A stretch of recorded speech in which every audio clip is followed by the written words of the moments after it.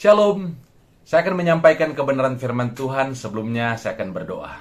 Roh Kudus, kenakanlah hamba-Mu sebagai pakaian-Mu, agar apa yang menjadi kehendak Bapa di sorga, yang akan hamba sampaikan kepada umat-Mu. Dalam nama Tuhan Yesus, hamba sudah berdoa. Amin.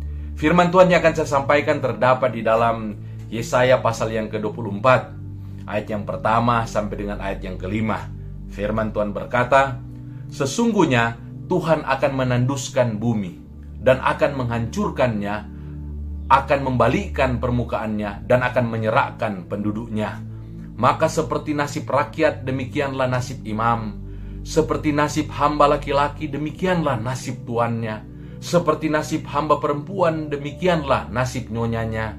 Seperti nasib pembeli, demikianlah nasib penjual. Seperti nasib peminjam, demikianlah nasib yang meminjamkan. Seperti nasib orang yang berhutang, demikianlah nasib orang yang berpiutang. Bumi akan ditanduskan setandus-tandusnya dan akan dijarah sehabis-habisnya, sebab Tuhanlah yang mengucapkan firman ini. Bumi berkabung dan layu, ya dunia merana dan layu. Langit dan bumi merana bersama. Bumi cemar karena penduduknya, sebab mereka telah melanggar undang-undang, mengubah ketetapan, dan mengingkari perjanjian abadi. Puji nama Tuhan, kebenaran firman Tuhan ini mengingatkan kepada kita bahwa segala sesuatu yang dilakukan oleh umat manusia di dunia ini, baik itu hal-hal yang tidak benar, kejahatan, dosa, akan ada balasannya. Demikian juga apa yang dilakukan oleh umat Allah yang benar, yang kudus, yang suci dan mulia, akan juga ada balasannya, ada upahnya.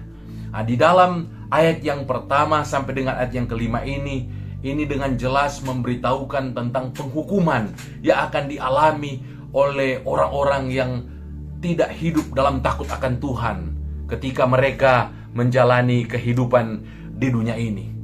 Mereka tidak setia, mereka kejam, mereka berbuat yang cemar, mereka melakukan hal-hal yang tidak berkenan kepada Allah, mereka korupsi, dan mereka melakukan hal-hal yang menjijikkan di mata Allah. Sehingga firman Allah berkata, mereka pasti akan dihukum. Akan ada penghukuman, dan penghukuman itu akan terjadi kelak ketika di akhir zaman nanti Tuhan akan datang sebagai Raja kemuliaan. Maka mereka yang berbuat kejahatan, mereka akan dilemparkan ke neraka yang menyala-nyala. Tetapi bagi mereka yang setia, mereka yang tidak hidup di dalam dosa, mereka yang mengasihi Tuhan di dunia ini, sekalipun ada banyak tantangan, ada begitu banyak pencobaan, ada begitu banyak penderitaan, Tuhan menyediakan kemuliaan bagi mereka. Tuhan menyediakan mahkota kehidupan bagi mereka yang setia.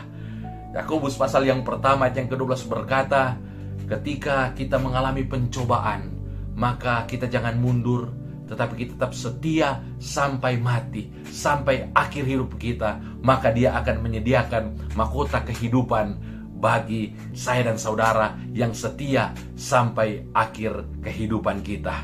Di dalam ayat yang ke-23 dari Yesaya pasal yang ke-24 ini, firman Tuhan memberitahukan kepada kita bahwa Yesus Kristus, bahwa Allah itu akan datang kembali dalam kemuliaannya untuk memerintah atas bumi ini.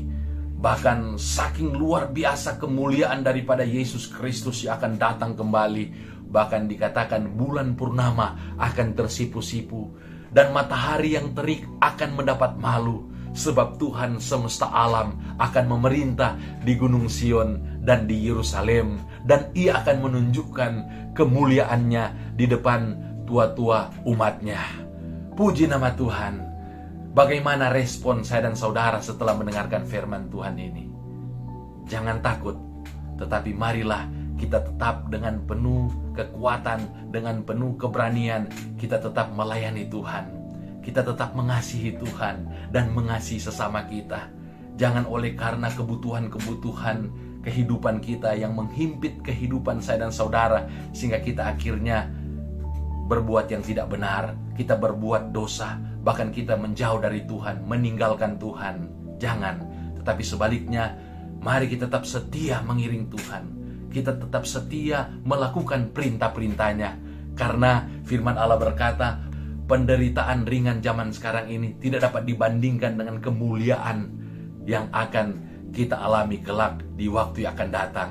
Yesus sudah mengasihi kita, bahkan Dia sudah menyerahkan nyawanya untuk kita. Untuk itu, mari kita tetap setia mengiring Dia, melayani Dia sampai akhir kehidupan saya dan saudara. Tuhan Yesus kiranya memberkati kita yang mendengarkan firman Tuhan ini. Mari kita berdoa. Terima kasih Tuhan buat firman yang sudah disampaikan. Biar kebenaran firman Tuhan ini memberi kekuatan kepada kami, untuk kami terus setia melayani Tuhan, untuk kami tidak takut hidup dalam kebenaran, hidup dalam takut akan Tuhan. Karena kami percaya ada upah yang disediakan bagi setiap orang yang setia sampai akhir kehidupan mereka kepada Tuhan Yesus Kristus. Terima kasih Tuhan, dalam nama Yesus kami sudah berdoa dan mengucap syukur. Amin. Puji nama Tuhan. Shalom.